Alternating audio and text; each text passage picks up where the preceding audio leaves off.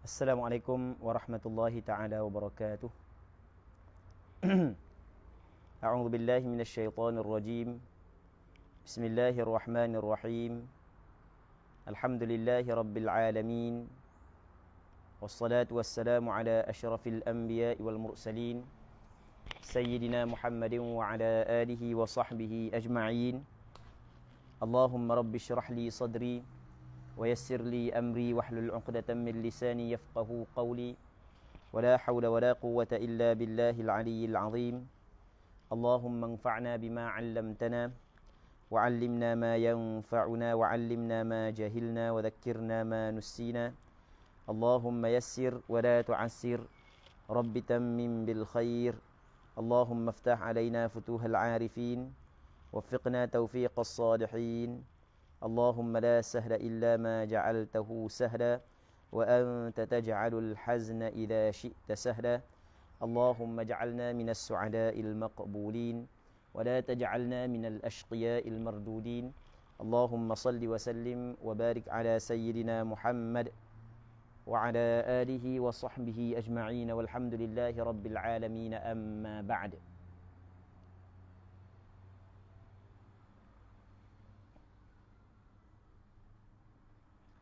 Baik.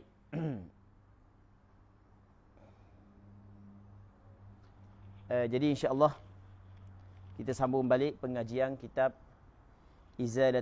Izalatul Iltibas fi Ahkamil Haidhi wal Istihadati wan Nifas,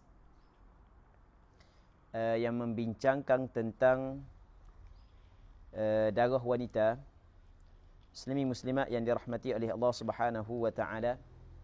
Kita siri yang ke-11, anjuran Jabatan Mufti Negeri Kerajaan Negeri Sembilang. Jazakumullah wa anna khaira.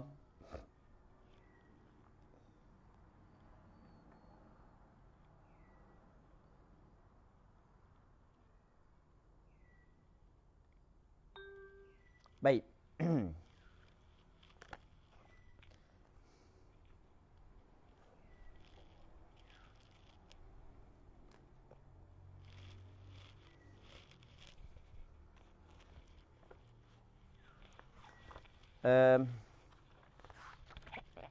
Kita muka surat 41. Bukan.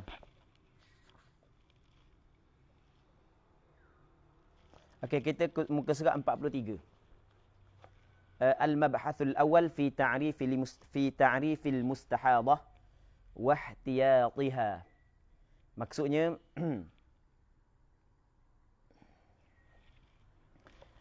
perbahasan yang pertama pada membincangkan tentang ta'rif, definisi al-mustahadah, perempuan yang keluar darah istihadah, wa ihtiyatiha, dan membincangkan tentang ihtiyat, langkah berhati-hati yang perlu diambil oleh perempuan mustahadah.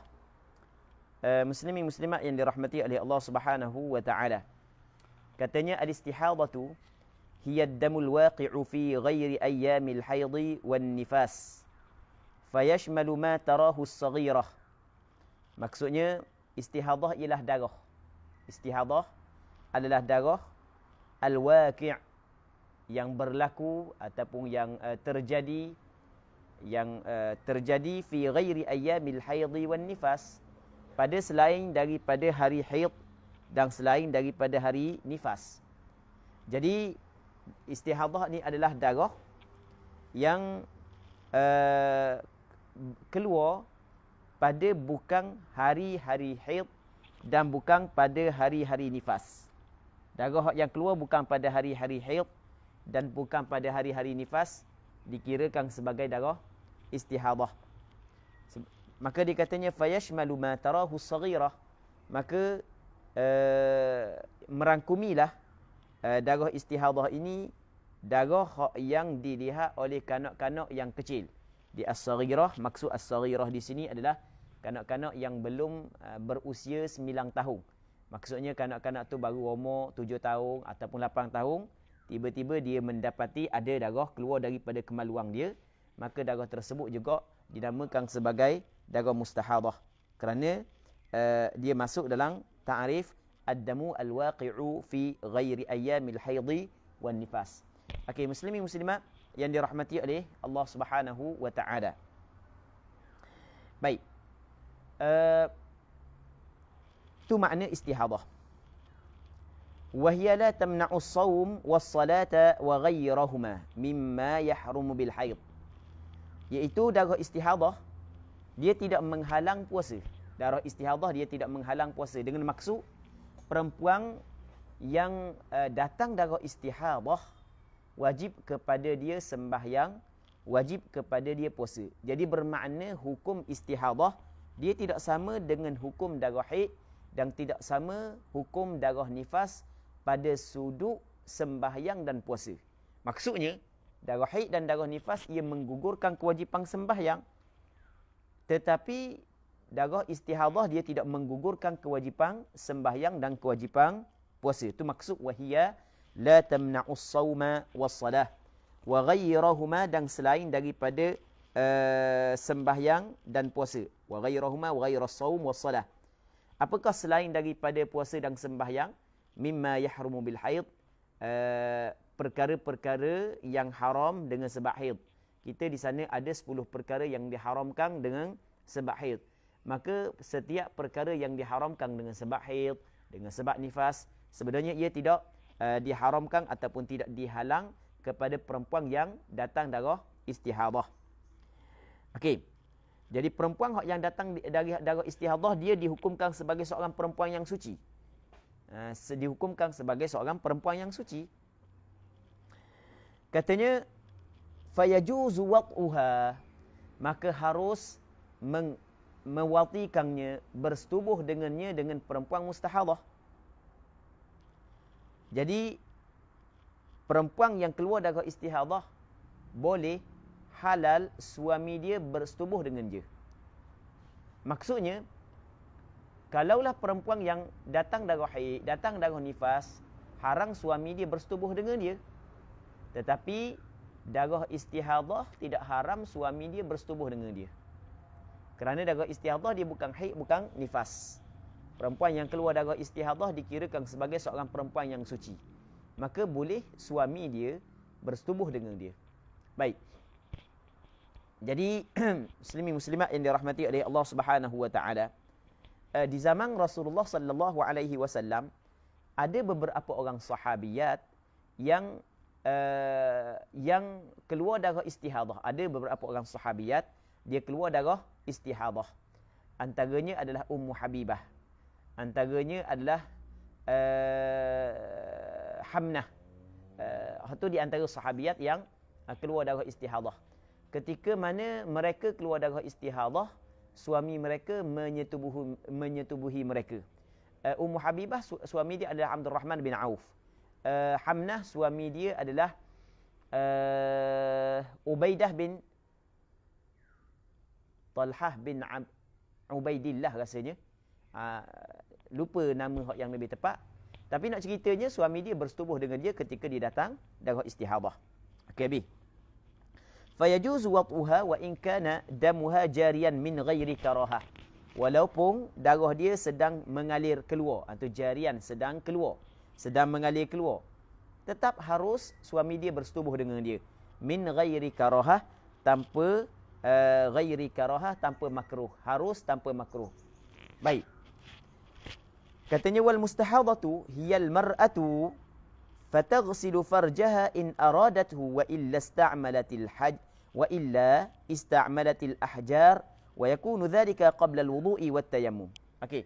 Wal mustahadah, perempuan mustahadah. Hiyal mar'ah. Di al mustahadah adalah perempuan. Istihadah adalah darah. Okey. Kita ada mustahadah dan kita ada istihadah. Istihadah maksudnya darah. Manakala mustahadah makna dia adalah perempuan yang keluar darah istihadah. Okey. Dia ada perbezaan di antara istihadah dengan mustahadah. Istihadah maksudnya darah. Mustahadah adalah perempuan yang keluar darah istihadah. Sebab tu dah dikatakan wal mustahadatu hiyal mar'atu. Perempuan mustahadah adalah al mustahadah adalah perempuan. Al-mustahadah yal mar'ah. Jadi perempuan yang ada padanya darah istihadah. Okey. Jadi kita dapat buat perbezaan lah antara istihadah dengan mustahadah. Perempuan mustahadah, apa yang langkah-langkah yang perlu dia kena buat? Ini dipanggil ihtiyat. Apakah langkah-langkah yang perlu dia kena buat? Fataghsilu farjaha. Maka membasuhlah ia akan kemaluannya. Basuh-basuh dengan air. Jadi perempuan mustahadah, darah yang keluar saat itu najis. Oleh kerana darah saat itu keluar daripada dubur, daripada kubul, daripada farak dia, maka wajib dia beristinja.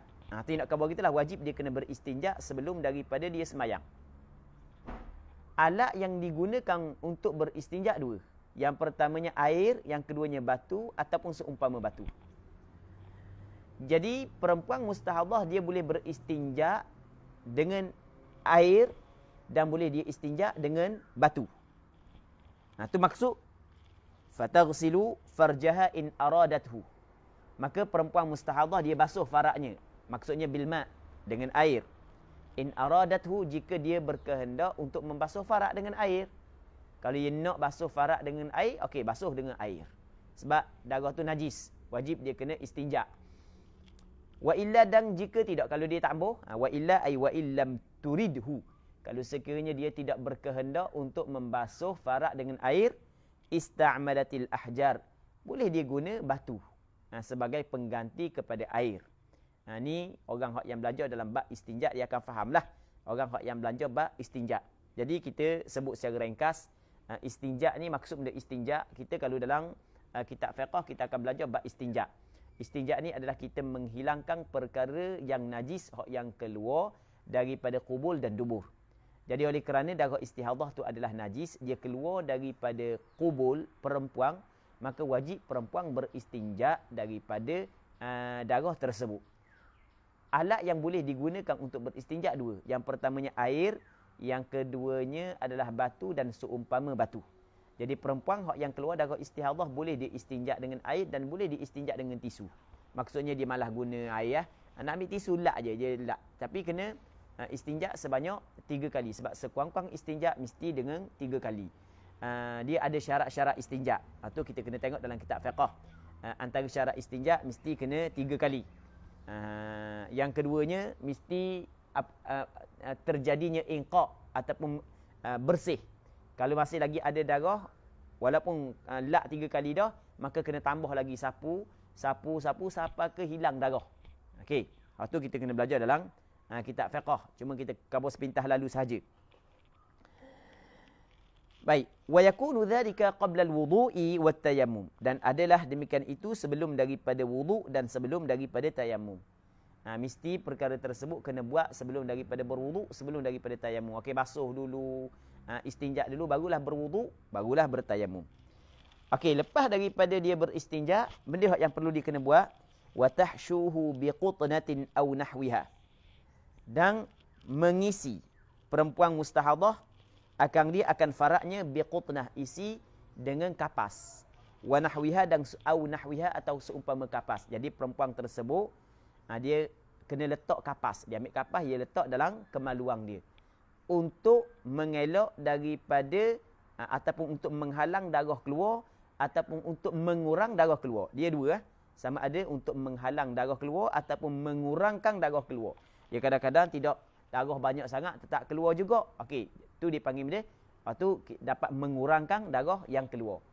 Kadang-kadang darah tak banyak mana, apabila dia letak kapas, cakap Terengganu kata disumbat kapas, maka ketika tu darah tak keluar. Okey, tu dipanggil dia menghalang darah keluar. Dia dua. Tujuan untuk menghalang darah keluar ataupun mengurang darah yang keluar. Baik. Lepas tu fa inin qata'a damuha, maka jika berhenti oleh darahnya, darah istihadah itulah, lam yalzam hatta ta'sib, tidak wajib perempuan tersebut balut. Kalau letak kapas, okey, darah saat ni tu berhenti dah, maksudnya dah keluar dah darah, maka tidak wajib dia balut. Wa illa lazimaha, dan jika tidak, maksudnya darah masih lagi keluar, walaupun tak kapas masih lagi keluar banyak sangat darah, ketika tu lazimha, wajib dia kena balut. Jadi tidak memada hanya semata-mata letak kapas, bahkan mesti kena balut pula lagi. Baik.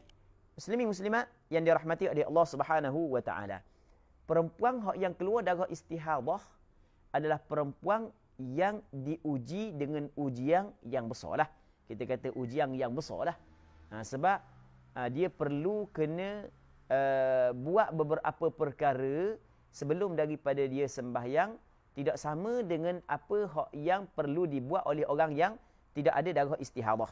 Jadi ada orang yang mempunyai darah istihadah, muslimin muslimat yang dirahmati oleh Allah Subhanahu wa taala, apa hak yang perlu dia buat? Yang pertamanya dia kena istinja. Lepas daripada dia istinja, dia kena letak kapas kalau sekiranya darah keluar. Dia letak kapas. Tujuan letak kapas adalah untuk menghalang darah keluar ataupun untuk mengurangkan darah keluar. Tetapi kalau masih lagi ada darah, maka dia kena letak pula sehelai lagi kain yang dinamakan sebagai pembalut. Itu maksud dia. Kalau benda letak kapas, darah dah keluar dah, berhenti dah darah, maka ketika tu tidak perlu dia membalut kemaluan tersebut dengan kain yang lain. Okey, wa illa lazimaha, dan jika tidak begitu maka wajib dia membalut tempat tersebut. Bagaimana cara membalut? Bi an tashudda khirqatan katikah. Ni dia ajar cara dulu. Berbeza dengan cara kita. Cara kita ni banyaklah. Cara kita banyak, kita pakai, perempuan boleh pakai spender, lepas tu letak model. Okey, selesai dah. Zaman kita mudah je. Banyak-banyaklah. Cara zaman kita, ni zaman dulu.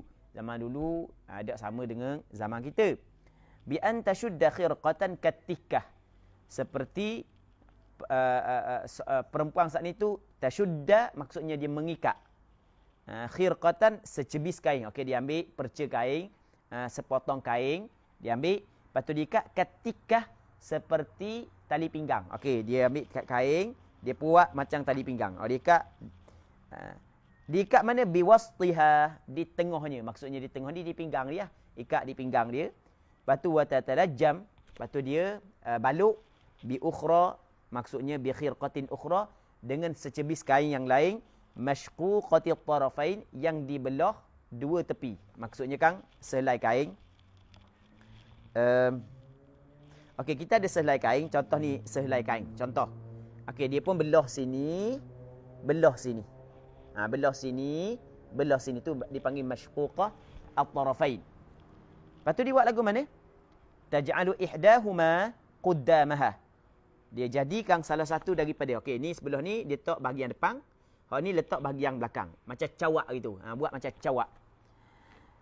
Lepas tu watashudduhuma, dan diikatkan keduanya bitilkal khirqah, dengan cebisan kain hak yang dibuat buat macam tali pinggang. Dia buat macam tali pinggang, hak yang dia lipat, diikat hak depan, ikat sini, hak belakang ikat sana. Itu maksudnya. Itu cara hak yang perlu dia buat. Cuma zaman kita kata tidak perlu kita buat gini. Zaman kita banyak cara. Ni dia royak cara untuk mudah je. Kadang-kadang orang puang ni khabar buat gini, dia tanya sesa. Royak sesa lah. Dia ada orang manusia tidak sama kan. Manusia dia tidak sama. Ada orang dia kena khabar satu persatu baru dia faham. Kalau khabar kasar gitu tidak faham. Biasa orang puang gitulah. Biasa orang puang, bukan nak kata orang puang. Biar kata pun tak ada masalah pun. Baik. Jadi dia ajar sesa. Tapi zaman kita tak semestilah buat gini. Illa idza ta'azzat bil hashwi awil asb. Melainkan apabila perempuan saat ni tu ta'azzat, menderita ataupun sakit, rasa pedih, terganggu, bil hashwi, dengan sebab letak kapas, awil asb ataupun ikat.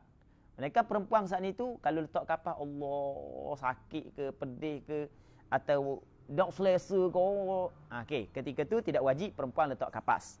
Sama juga kalau tidak selesa ataupun sakit, menderita sakit, kalau dia ikat, maka tidak perlu diikat. Tapi ikat tak rasanya, kalau buat makan macam pakai spender tu tak ada masalah. Cuma masalah letak kapas itulah. Bukan semua orang yang mampu untuk letak kapas dalam kemaluan dia.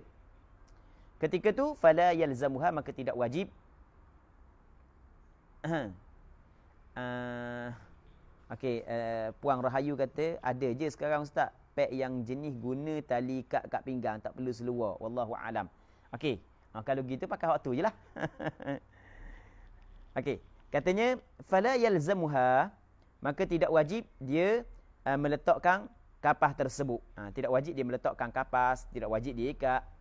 Wa in kanat shaimatan, dan jika adalah perempuan tu sedang berpuasa, fayajibu 'alaiha an tatrukal hashwa naharan. Wajib atasnya kena tinggal meletakkan kapas, maksudnya dia tidak meletakkan kapas dalam kemaluan dia pada siang hari. Sebab dia muhafazatan 'ala shaum, kerana nak jaga puasa dia. Sebab memasukkan sesuatu dalam kemaluan, ia membatalkan puasa. Tapi pada siang hari lah, kalau dia nak sembahyang pada malam hari, maghrib, isyak, atau subuh, maghrib dengan isyak, mesti kena letak kapas. Sebab malam hari kita tak puasa. Orang puan tak puasa malam hari. Dia puasa pada siang hari sahaja. Baik. Jadi kesimpulan, muslimin muslimat yang dirahmati oleh Allah Subhanahu wa taala. Okey, kesimpulan, apa yang perlu dibuat oleh perempuan ini? Yang pertamanya, kena beristinja. Beristinja boleh beristinja dengan air, dan dia boleh beristinja dengan batu, tisu dan seumpamanya. Okey, itu yang pertama. Yang keduanya adalah yang pertama. Yang keduanya, dia kena letakkan kapas di dalam kemaluan dia. Letakkan kapas dengan dua syarat. Wajib letak kapas, dengan dua syarat. Syarat yang pertama adalah tidak menyakiti. Tidak pedih. Kalau pedih, maka tidak wajib letak kapas. Itu syarat yang pertama. Syarat yang kedua, dia tidak berpuasa. Kalau dia berpuasa, maka tidak wajib juga letak kapas. Okey. Kalau letak kapas saat itu dapat dah menghalang darah keluar, maka sudah memadai. Tapi kalau masih lagi tidak dapat menghalang darah keluar, masih lagi ada darah keluar, maka perlu dia kena baluk pula. Baluk tu tak kira lah macam lagu mana. Baluk. Nak buat lagu mana. Zaman kita mudah lah. Kita kata zaman kita mudah pakai modeh ke, pakai hak yang biasanya pek hak yang digunakan lepas bersalin, sebagaimana Puang Rahayu binti Muhammad Yusof Kaboni guna pek hak yang digunakan lepas daripada bersalin keluar darah nifas tu kan. Ikutlah buat lagu mana pun. Baik. Jadi kena ingat, wajib dia letak kapas, wajib dia ikat dengan syarat-syarat yang kita sebut tadi. Kalau dia puasa tidak wajib. Tidak wajib pada siang hari lah, wajib pada malam hari. Okey, habis. Wa yajibu an yakuna hadha kulluhu qabla al-wudu. Dan wajib bahawa kesemua ini sebelum daripada wudu. Jadi kena buat benda tu dulu, basuh dulu ataupun istinja dulu. Basuh dulu ataupun istinja dulu sebelum daripada dia berwudu. Lepas tu dia letak kapas dulu. Lepas tu baluk dulu, kalau wajib baluk. Lepas tu barulah dia berwudu. Kebetulan nyamuk ramai. Orang Terengganu kata nyamuk ramai. Nyamuk banyak. Jadi duk cara gambar nyamuk je. Baik.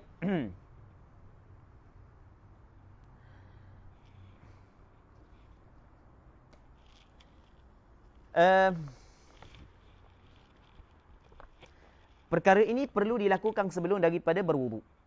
Kama taqaddamatil isyaratu ilaihi qariba, sebagaimana hak khabar dah sebelum daripada ni, baru saat ni khabar. Thumma tatawaddau ba'dahu mubasharatan wujuba. Kemudian hendaklah dia berwudu selepas daripadanya mubasharatan, segera. Wujuban, wajib dia kena segera berwudu. Maksudnya dia tidak boleh lambat-lambat, tak boleh tangguh-tangguh, mesti kena berwudu selalu. Itu maksud dia. Lepas daripada dia melakukan perkara tersebut, wajib dia kena berwudu selalu. Tidak boleh dia tangguh-tangguh. Fala yajuzu laha ta'khirul wudu. Tidak harus bagi perempuan itu melewatkan wudu. Anhu, daripadanya, daripada perkara tersebut. Daripada istinja, daripada letakkan kapas, daripada baluk. Okey, nanti soalan kita akan jawab lepas daripada ni. Nanti insya-Allah soalan kita akan jawab lepas daripada ni.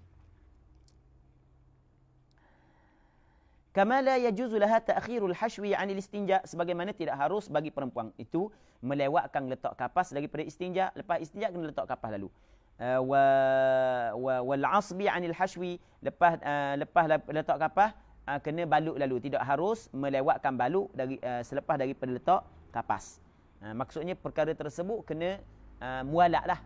Kena bersegera. Kena bersegera. Okey, itu maksud dia. Kena buat selalu. Tidak boleh tangguh-tangguh. Jangan tangguh-tangguh. Baik. Wala budda an yakuna wudu'uha waqta as-salah. Mesti wuduk dia saat itu dilakukan dalam waktu sembahyang. Wuduk dia mesti dilakukan dalam waktu sembahyang. Kerana li'annahu taharatu daruratin. Kerana sesungguhnya wuduk bagi perempuan tersebut dikirakan taharah darurah. Apabila dia adalah taharah darurah, maka tidak ada darurah sebelum daripada masuk waktu. Kewajipan sembahyang kepada seseorang setelah daripada masuk waktu. Maka oleh kerana taharah dia adalah taharah darurah, maka tidak ada darurah bagi dia sebelum daripada masuk waktu. Sebab itulah mesti dia kena sembahyang, mesti dia kena berwuduk setelah daripada masuk waktu. Bukan setakat berwuduk semua sekali saat itu, kena buat setelah daripada masuk waktu. Kat tayamum, seperti tayamum. Samalah dengan tayamum. Tayamum mesti kena buat selepas daripada masuk waktu sembahyang. Wa tajibu fihi al-muwalatu, dan wajib padanya muwala', mesti kena muwala' pada wuduk. Dia pada asalnya berwuduk tidak wajib muwala' pada asalnya. Jadi boleh kita basuh muka, lepas tu duduk sekejap lama 10 minit, baru kita basuh tangan, duduk 10 minit, kita sapu balik, boleh. Sebab muwala' pada wuduk, hukum dia adalah sunnah menurut pandangan mazhab Imam Syafi'i. Namun, bagi daimul hadath, bagi perempuan yang berkekalang hadath, sama juga bagi lelaki yang berkekalang hadath, wajib kena muwala'. Tidak boleh dia melambat-lambatkan di antara satu rukun ataupun satu basuhan dengan satu basuhan yang lain. Thumma tubadiru, kemudian bersegeralah ia ba'dal wudu' bis salati. Dengan sembahyang, lepas daripada berwuduk kena sembahyang lalu. Sebab dia kena segera taqlilan lil hadath, kerana nak mengsedikitkan hadath. Sebab hadath duk tubik semua. Jadi kalau dia sembahyang lalu kurang sikit hadath, kalau dia lambatkan sembahyang semakin banyak. Jadi benda yang dimaafkan, maka dimaafkan dengan kadar yang diperlukan sahaja. Dia panggil dia ma ubiha lid darurati tuqaddaru biqadriha. Maksudnya yuqaddaru biqadriha, maksudnya perkara yang diharuskan kerana darurah dikadarkan dengan kadarnya sahaja, tidak boleh lebih daripada kadarnya. Sebab itulah dia kena segera sembahyang untuk mengelak daripada banyak hadas, banyak najis yang perlu dia kena tanggung, padahal sebenarnya dia boleh mengurangkan perkara tersebut. Fala yajuzu laha ta'khiruha illa li maslahati shalah. Maka tidak harus baginya melewatkan sembahyang melainkan untuk masalah sembahyang. Okey, kalau dia lewat kerana untuk masalah sembahyang tak ada masalah. Contoh kasatri auratin, seperti menutup aurat. Okey, itu tak ada masalah. Sebab itu adalah masalah sembahyang. Wa intidhari jama'atin masyru'atin laha, dan menanti jemaah yang disyariatkan baginya. Jadi jemaah yang dituntut dia buat, maka ketika tu kalau dia menanti tak ada masalah, kerana ia termasuk dalam masalah sembahyang. Wa ijabati muadzin, dan menjawab azan. Menjawab muadzin, orang yang melaungkan azan. Wa iqamatin, dan menjawab iqamah, ataupun dia beriqamah sebelum daripada sembahyang, dia melaungkan iqamah, sunat kan iqamah sebelum daripada sembahyang. Baik, hak tu dia tidak menafikan segera. Maksudnya kalau begitu lambat sikit kerana masalah sembahyang, ia tidak memutuskan mualak. Maksudnya tetap sah sembahyang dia, tetap sah wuduk dia, tetap sah ihtiyat dia. Okey, habis. Katanya fa in akharat li ghairi maslahati shalah, maka jika dia melewatkan sembahyang bukan kerana masalah sembahyang, contoh ke aklin, dia makan dulu lepas daripada berwuduk, makan dulu baru sembahyang, ataupun wasyurbi, minum dulu baru sembahyang, ketika tu darra, memberi mudarat. Maksud dia memberi mudarat, fa yabtulu tuhruha, maka batal oleh bersucinya tadi tu, wuduk dia batal. Wa tajibu i'adatuha, dan wajib mengulanginya, mengulangi tuhriha. Wa i'adatul ihtiyat, dan wajib kena mengulangi ihtiyat. Ihtiyat tu langkah berhati-hati tadi. Kena istinja semula, kena letak kapas semula, kena baluk semula, kena buat semula belaka. Baik, itu maksud dia. Seterusnya katanya wa yajibul wudu'u likulli fardhin walau nadhra. Wajib berwuduk untuk setiap fardu. Setiap fardu wajib berwuduk. Dia wuduk daimul hadath hanya boleh digunakan satu wuduk satu fardu. Manakala sembahyang sunat tak kira dah banyak mana boleh. Dia hanya boleh buat satu wuduk, hanya satu fardu sahaja. Walau nadhran, walaupun fardu itu fardu nazar. Maksudnya dia bernazar untuk sembahyang. Pada asalnya tak wajib pun dia sembahyang, tapi dia bernazar untuk sembahyang. Maka ketika tu dia kena ambil wudu untuk melakukan sembahyang hak yang dia nazar saat ni. Baik, kalau dia nazar 2-3 kali sembahyang, maka setiap kali mesti dia kena mengambil wudu. Tapi walau nadhran ni dia buat mari dengan law, dia panggil kalau dalam istilah ilmu tata bahasa Arab dia panggil law lil ghayah. Biasanya penggunaan law lil ghayah oleh ulama fiqh memberi isyarat bahawa permasalahan ini ada khilaf.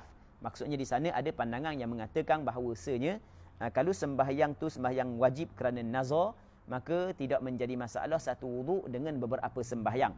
Baik, okey, itu maksud dia. Seterusnya kata dia wa tajdidul isabah, dan wajib juga membaharukan isabah pembalut. Pembalut saat ni tu kena buat semula. Untuk setiap sembahyang, setiap fardu kita kena buat semula. Wa illam tazal ammal mahalliha, walaupun pembalut saat itu masih lagi berada pada tempatnya. Maksudnya dia tidak beralih. Kalau beralih mungkin darah keluar apa semua sekali. Walaupun tidak beralih daripada tempat dia, masih lagi tetap pada tempat dia, tetap wajib dia kena membaharukan isabah. Baik. Wala zahara ad-dam bi jawanibiha, walaupun tidak zahir darah di tepi-tepinya pembalut. Darah tak ada pun di tepi dia, tetap kena tajdidkan balik.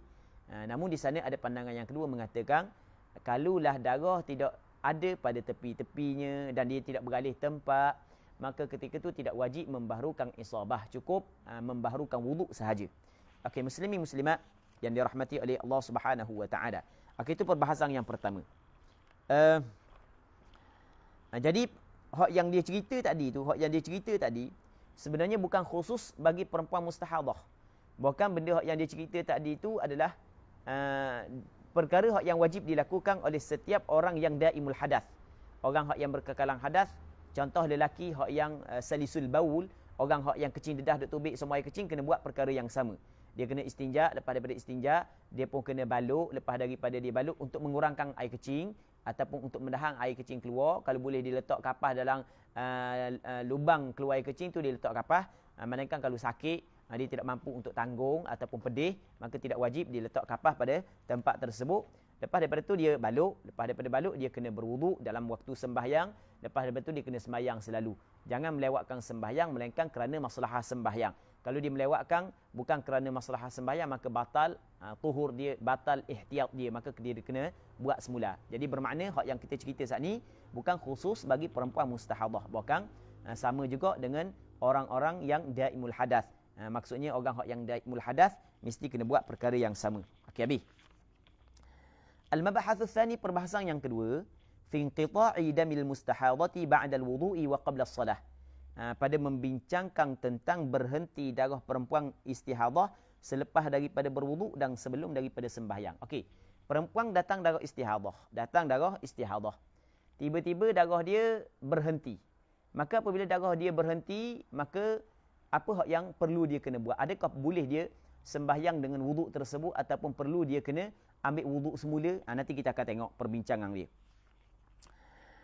Katanya idzan qata'ah damul mustahadati ba'da al-wudu, apabila berhenti darah perempuan yang istihadah selepas daripada berwuduk, wa qabla salah, dan sebelum daripada sembahyang.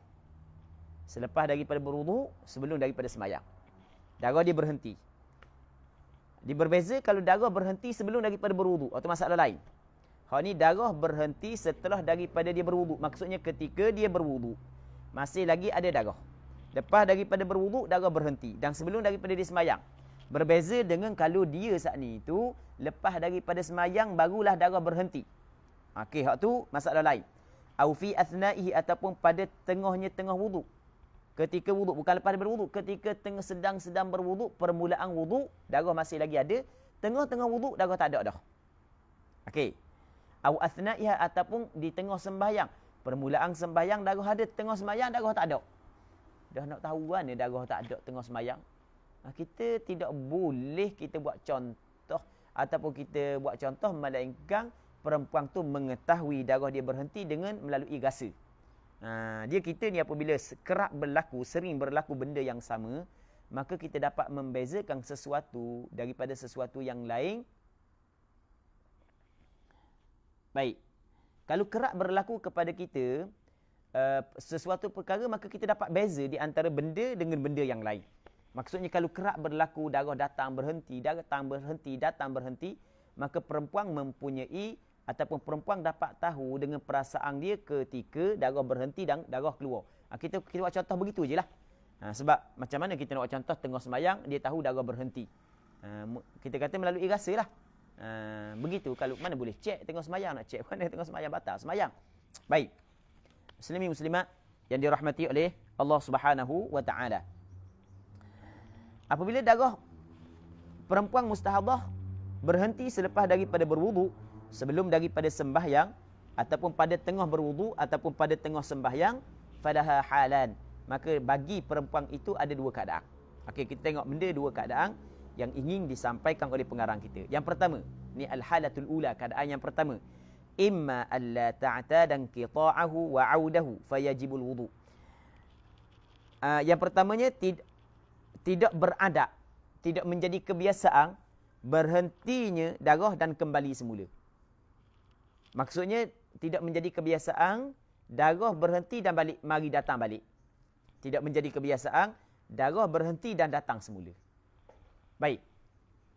Mungkin kali pertama berlaku kepada perempuan ni tubik darah istihadah, maka tidak ada pedoman lagi bagi dia. Tiba-tiba darah berhenti. Okey, ni yang pertama. Yang keduanya, pernah dah berlaku darah istihadah sebelum daripada ni, ketika darah berhenti dia tidak datang balik. Itu maksud dia. Okey, yang pertama, tidak menjadi kebiasaan berhenti dan datang semula. Berhenti dan datang semula tidak menjadi kebiasaan. Dah yang kebiasaan, okey, mungkin kebiasaan dia berhenti terus. Ataupun ni kali pertama berlaku. Maksudnya belum lagi pernah dikeluar darah istihadah melainkan bulan ni. Tiba-tiba sekarang ni darah istihadah berhenti. Okey, bagi dua keadaan ni, fayajibul wudu, maka wajib dia kena berwudu. Mesti dia kena berwudu. Maksudnya apa yang dia buat tadi tak jadi dah. Batal dah. Okey, kita buat contoh untuk kita faham lebih jelas. Perempuan ni sebelum daripada ni tidak pernah pun berlaku darah melebihi 15 hari. Tidak pernah berlaku darah haid dia lebih daripada 15 hari. Tiba-tiba bulan ni darah haid dia lebih daripada 15 hari. Hari ke-16 masih lagi ada. Maka perempuan ni telah bercampur dalam tempoh tersebut antara istihadah dan haid dia. Maka apa yang diwajibkan kepada dia adalah dia kena istinja, kena bersihkan darah istihadah sebelum daripada semayang ni. Lepas tu dia kena letakkan kapas, lepas tu dia kena baluk, lepas tu dia kena berwuduk dalam waktu sembahyang. Tiba-tiba, contoh ni pada hari yang ke-18, tiba-tiba lepas daripada dia buat, dia rasa darah dia berhenti dah. Okey, dia rasa darah dia berhenti, sedangkan dia belum lagi sembahyang. Apabila dia kali pertama berlaku keluar darah istihadah, jadi bermakna tidak pernah berlaku darah berhenti dan datang semula. Ketika ni wajib dia berwuduk. Maksudnya apa yang dia buat sebelum tu batal. Okey, batal. Perempuan yang sedang keluar darah istihadah, boleh dia sembahyang dalam keadaan darah keluar kerana darurah ataupun kerana keadaan dia begitu, dimaafkan untuk dia. Tetapi apabila tidak ada darah, maka tidak dimaafkan kepada dia perkara tersebut. Sebab itulah benda yang dia buat saat itu tidak boleh dia guna untuk sembahyang. Bukan mesti kena berwuduk dalam keadaan sempurna bersuci. Okey, itu maksud dia. Sebab itulah dia kata fayajibul wudu lihtimali syifa, kerana ihtimal ada kemungkinan syifa sembuh. Okey, kita buat contoh yang pertama. Contoh yang kedua, orang puang ni dia pernah dah datang darah istihadah sebelum daripada ni. Sebelum daripada ni apabila darah istihadah berhenti, dia berhenti terus. Tak mari dah. Bulan depan pula. Okey, ni bulan ni hari ke-15, hari ke-16 masih lagi ada darah, 17, 18, 19. Tiba-tiba hari ke-19 berhenti darah. Hak lepas dah apabila berhenti, dia tak mari mula dah. Okey, maka pada hari ke-19 apabila darah tu berhenti, maka batal wuduk dia, wajib dia kena ambil wuduk semula kerana ihtimal syifa, kerana ihtimal sembuh dah. Wal aslu alla ya'ud, asalnya tidak kembali darah kerana darah saat itu benda yang baru. Apabila berhenti, dia tidak kembali semula. Okey. Lepas daripada darah berhenti, untuk dua masalah yang kita cerita saat ni, dia ada kemungkinan darah datang balik, kemungkinan darah berhenti terus. Okey. Cuma darah datang balik ke darah berhenti terus, insya-Allah kita cuba bincang permasalahan ni pada hari Ahad ni, insya-Allah. Sebab untuk hari ni kita nak jawab soalan sekejap. Nanti kita akan jawab soalan dulu. Kita cuba jawab soalan dulu. Jadi hari ni kita dak baca panjang kita baca pendek je, kita dak baca banyak hari ni. Kita cuba nak jawab soalan sikit. Soalan-soalan yang diajukan oleh peserta-peserta yang mengikuti pengajian kitab. Muslimin muslimat yang dirahmati oleh Allah Subhanahu Wa Taala, oleh kerana hamba seorang hari ni, jadi hamba kena tengok sendiri soalan.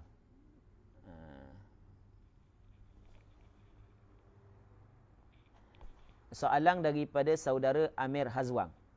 Jika darah istihadah dibimbangi atau meyakini akan mengotori masjid, adakah haram masuk masjid? Baik. Haram masuk masjid. Jika darah istihadah dibimbangi atau meyakini akan mengotori masjid, adakah haram masuk masjid? Dia perempuan mustahadah,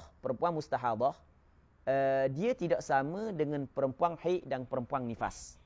Pada asalnya, hak yang tidak boleh berhenti dalam masjid adalah perempuan haid dan perempuan nifas. Perempuan istihadah dia boleh berhenti dalam masjid. Dia boleh berhenti dalam masjid. Tetapi dia boleh berhenti dalam masjid dengan syarat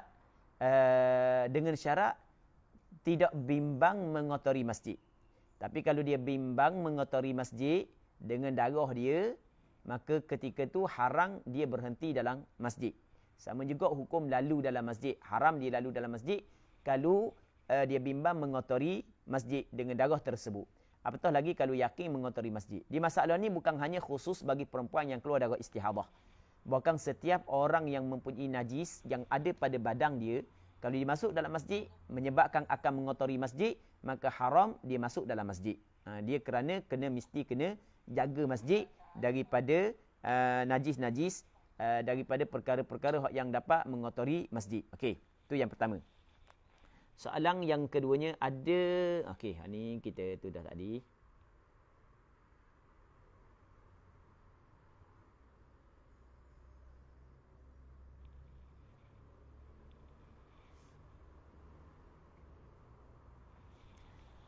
Soalan daripada Ustazah Khairatun Hisan. Ustaz, kalau halang darah istihadah keluar dengan menggunakan menda, orang hamba tak reti nak baca jenis menda macam cawang gitu ke? Adakah dikira sudah memadai? Macam cawang kali ya. Baik. Kalau letak dalam, tak ada masalah. Kalau letak dalam.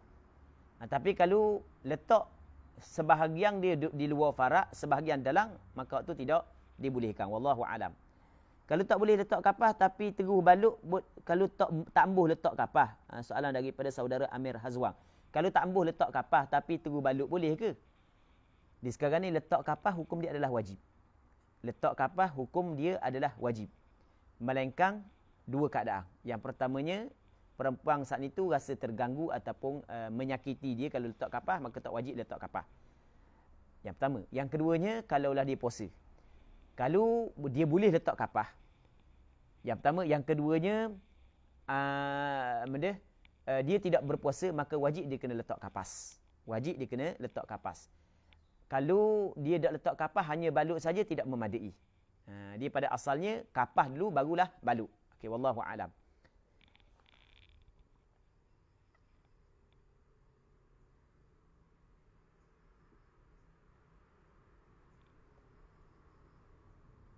Ada lagi soalan lain? Okey, agak tak ada dah. Kalau ada boleh jawab, tanya semula. Sebab hari ni ana seorang. Jadi ana okey, ustaz, bagaimana cara terbaik wanita mustahadah semasa nak solat di Masjidil Haram sedangkan wanita ini tinggal di hotel jauh dari Masjidil Haram? Soalan daripada Siti Ngesah Jayus. Minta maaf kalau silap baca. Okey. Untuk soalan Puan Siti gini. Orang yang hotel jauh daripada Masjidil Haram, tetapi tandah tak jauh daripada Masjidil Haram, maka boleh dia pergi ke tandah dulu untuk melakukan perkara-perkara tersebut. Wallahu a'lam. Okey, tak ada lah soalan lain?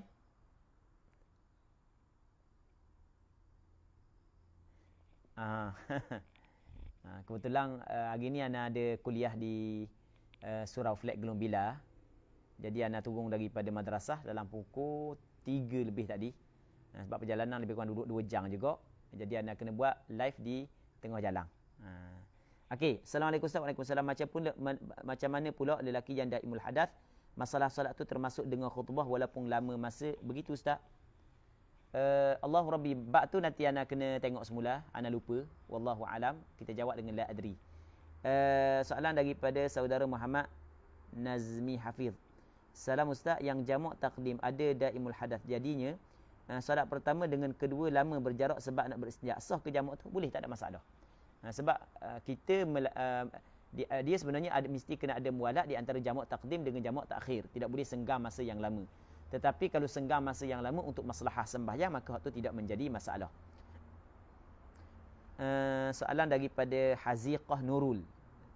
Assalamualaikum Ustaz. Waalaikumsalam. Macam mana kaifiat wanita mustahadah solat jamak qasar? Contoh situasi di RNR. Okey, mudah je. Dia sembahyang zuhur dulu. Lepas daripada dia sembahyang zuhur, dia pun terus ambil wudu, masuk dalam tandas sekejap, buat-buat hak yang patut dia buat. Lepas tu terus dia sembahyang asar. Dan hak yang lebih mudah adalah dia buat jamak takhir. Muslimin muslimat yang dirahmati oleh Allah Subhanahu wa taala. Cuma dalam masalah baluk semula, buat semula saat ni tu ada khilaf, maka boleh dia ambil pandangan yang kedua, hanya dia mengambil wuduk saja untuk sembahyang yang kedua. Okey, dia sembahyang zuhur, lepas daripada sembahyang zuhur, lepas tu terus dia ambil wuduk untuk sembahyang asar. Kalau dia buat jamak takdim. Hanya sekadar untuk ambil wuduk, hak tu tidak menjadi masalah kerana ia adalah maslahah sembahyang. Wallahu a'lam. Okey, kita rasa sini dulu untuk petang ni. InsyaAllah kita sambung semula. Wallahu subhanahu wa ta'ala a'la wa a'lam. Wa sallallahu ala sayyidina Muhammad wa ala alihi wa sahbihi ajma'in. Walhamdulillahi rabbil alamin.